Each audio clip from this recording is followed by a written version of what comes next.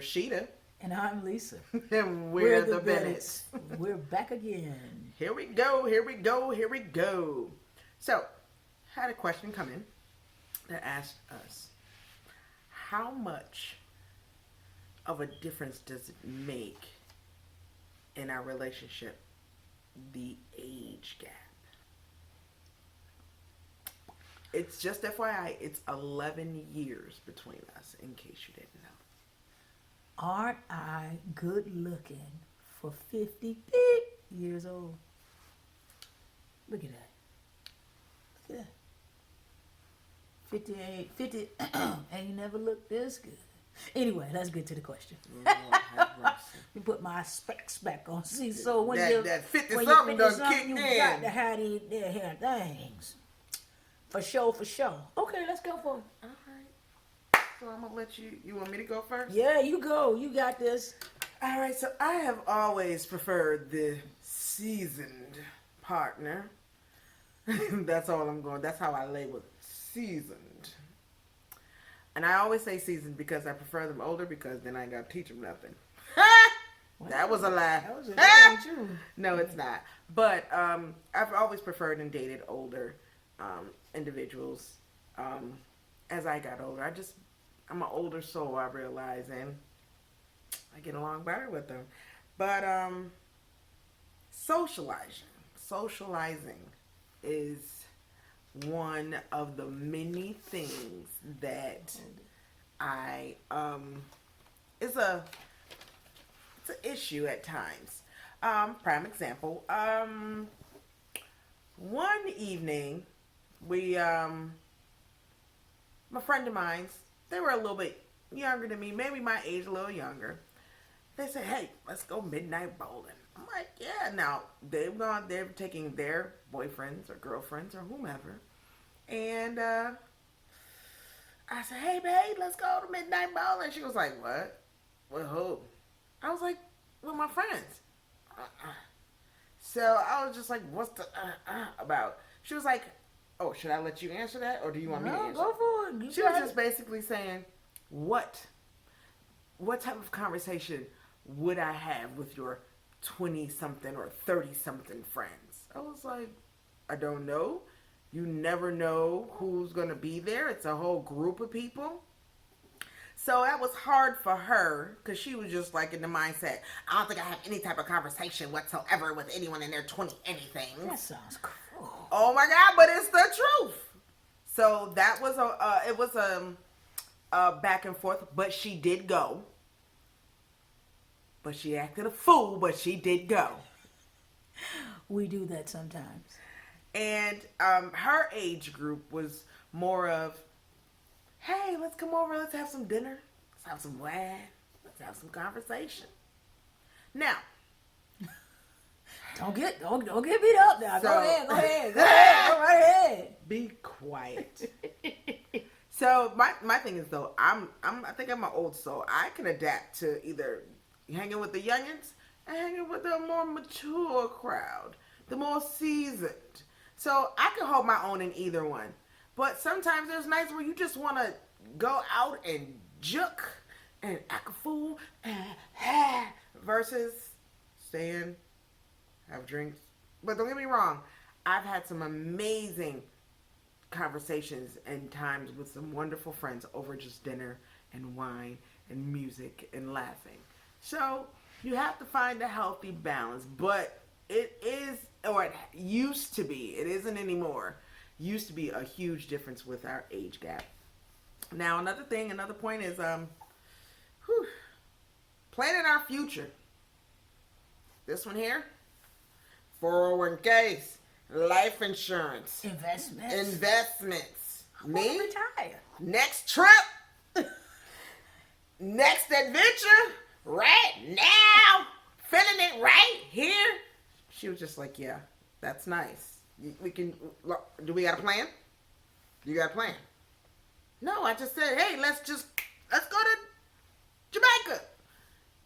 You got a passport? No. You got some spending money? Yeah, I got a little bit. You got a credit card with a certain amount on it? What's the emergency plan? What's the contingency plan? What's this? What if this happens? I don't know. I just want to go. Shit. That's where it was. That is so accurate. I'm so come here, kiss, baby. That was good. Yeah, but that was one of the huge compromises. issues. Yeah. And I was like, yo, let's go. Let's do it. And there was no plan. There was no it was fly by the seat of your pants. Let's live in the moment. But she was just like, yeah, we're gonna live in the moment, but when we come back from that moment, we still got bills to pay. The lights got to still be on. We still got to eat. And I was just sitting there like, shit, we gonna eat. And honestly, I think at that point in my life, I was just really just trying to just have a great time, have a good time. And that was the main priority, and not really focusing on, okay, you did all that. You ran up the credit cards. You spent all your little extra cash. Now you're going to get home. And now what? Oh, how you going to pay off that what you just spent? Oh, yeah, you spent $1,000, but how you going to pay back $1,000? And oh, don't pay the minimum. You got to pay over the minimum, because if you pay the minimum, you're going to be there for 3 years. I'm like, what? I can only afford the minimum. She was like, no, add another $5 or another $7. Forget it. Put another $200 on. I don't got another $200. Well, then put the card in the drawer. And so those were things that those were impacts for you, babe.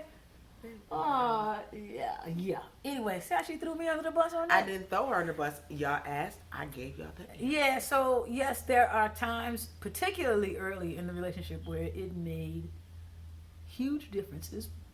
Just use the example she gave you. And she's right though. When I was 20 something, I was thinking like she was thinking. She was 20 something when we started dating.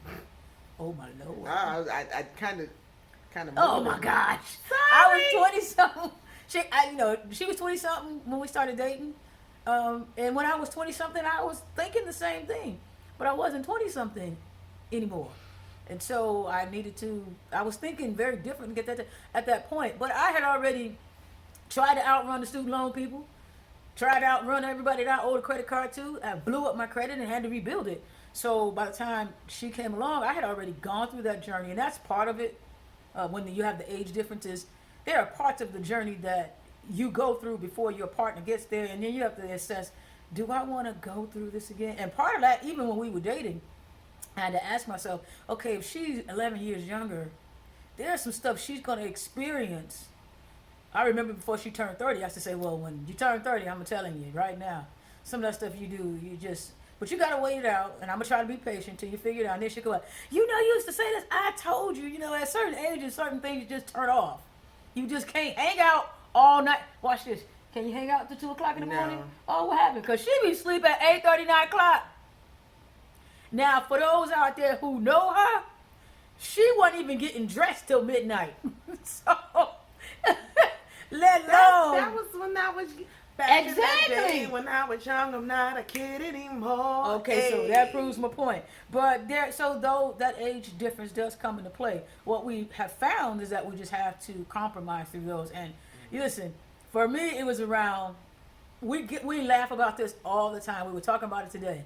Language, even just language, and this is big for her, Lord, with our kids, because again, Bill or old school, you don't hang out with your kids.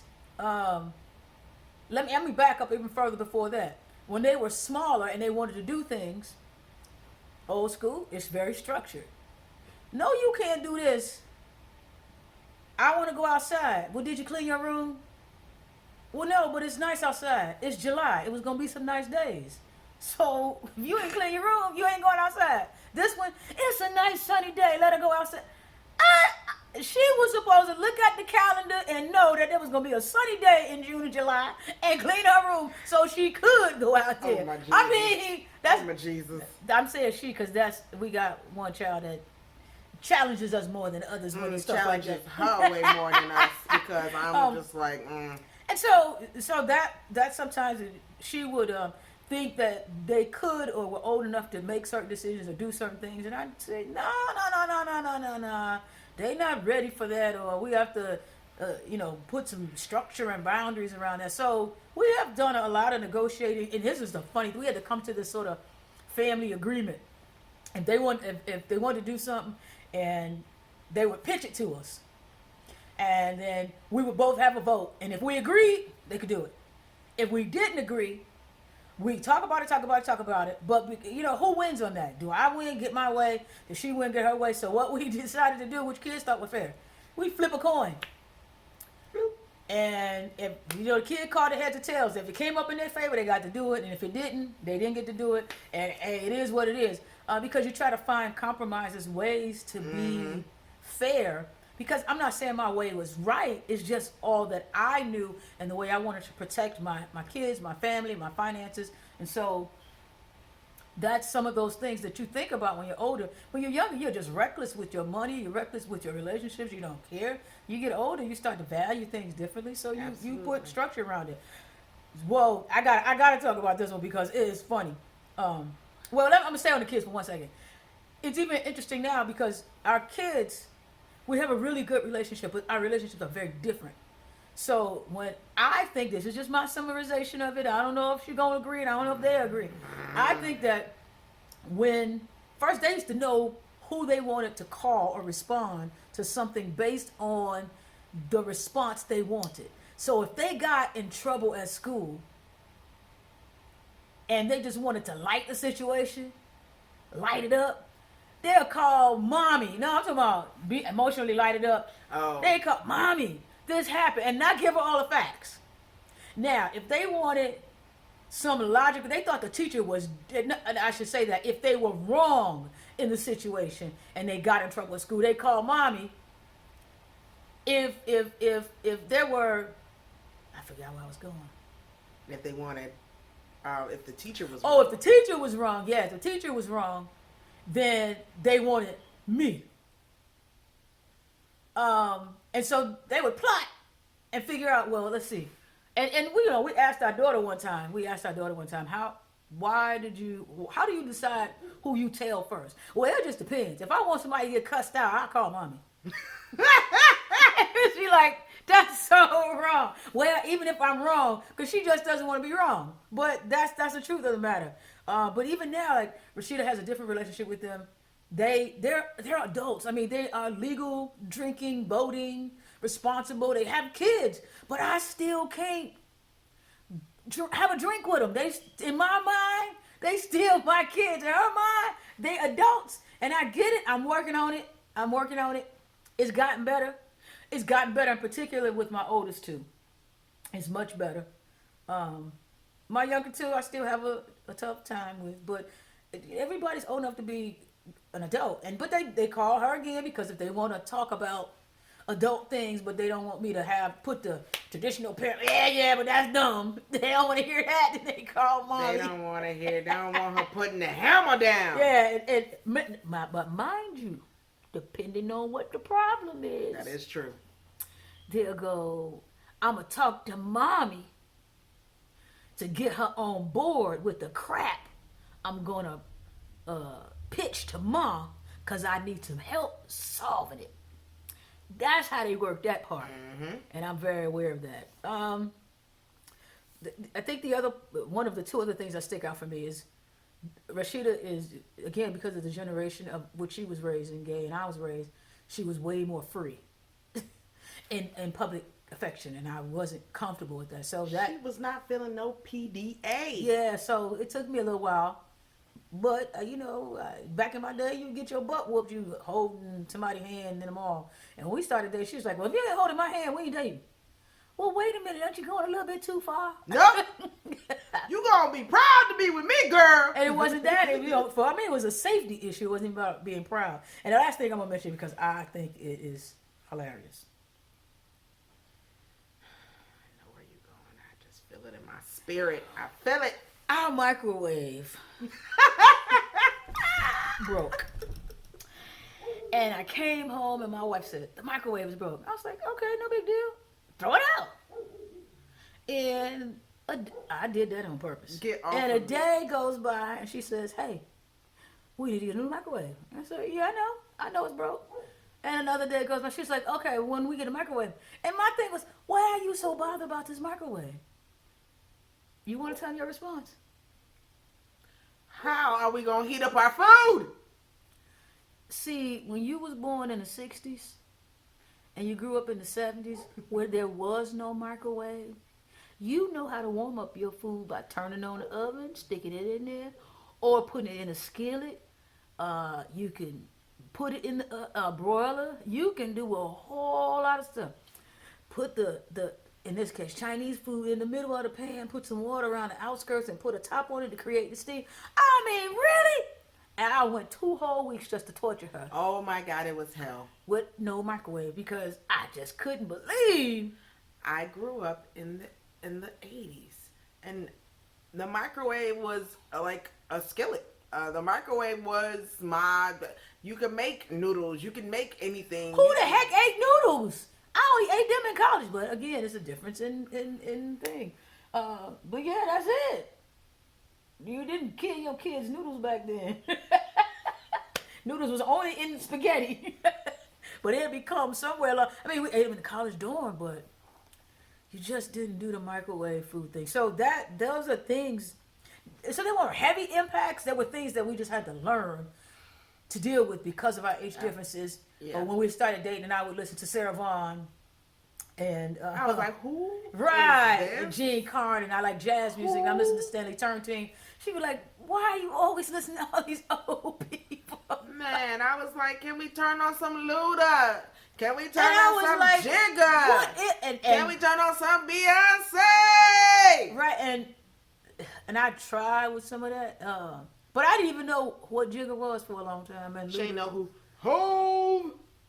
I was like, what are you talking about? But my kids have more of that stuff in common with her than I do. So that's I think I like all music, but the thing about it was I love the fact that this one right here played the Sarah Vaughan's and it introduced me to some things that this one right here.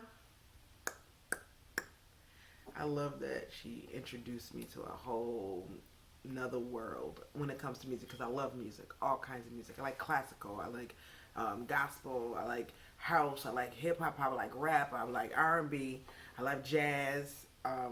But she really introduced me to a whole genre of music that I had no idea about. so I'm grateful. So well, thank you, baby. And same here. She what we end up doing again. I'm way over here. She's way over here when we dated, and we end up somewhere in here, and that's Over here. no.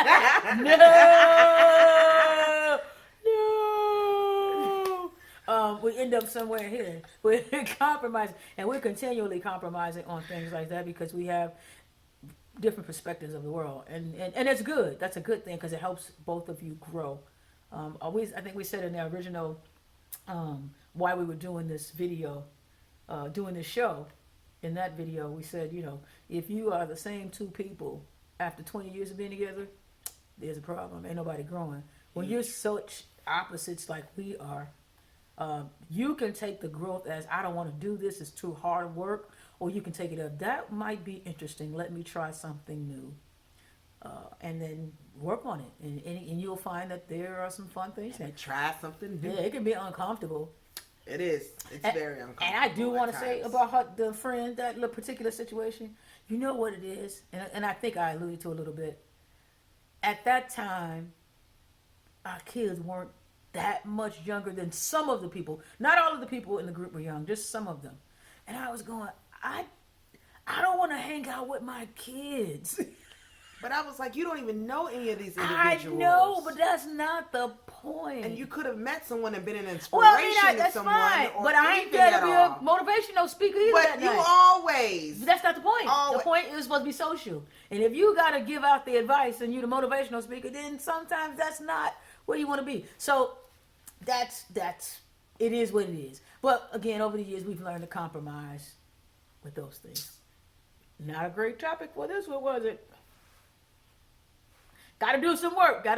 When there's an age gap. Absolutely. But whether it's age, it could be religion. It could be a whole lot of things that you just are not aligned with again, you have to decide the relationship is worth doing the work. And this one is worth it. Yeah, baby. Yeah. Feeling me, girlfriend. All right. Anyhow, I think that concludes this edition of Lisa and Rasheida. So make sure that you leave your comments below. All the topics ain't gonna be jump up and down on the couch topics. It's just the way it is.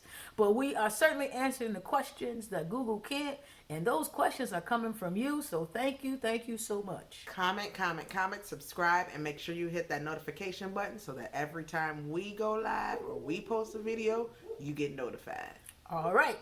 So thank you for tuning in, and we will see you next time.